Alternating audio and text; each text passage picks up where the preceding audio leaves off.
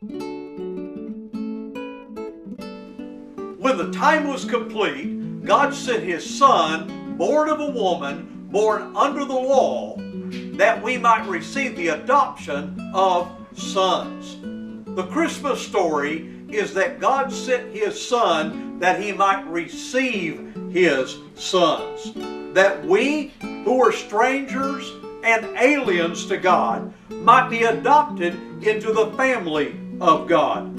We're not members of the family of God because we're born. We're members of the family of God because we're born again. And we can be born again because Jesus Christ was born among us. And that's today's 60-second sermon.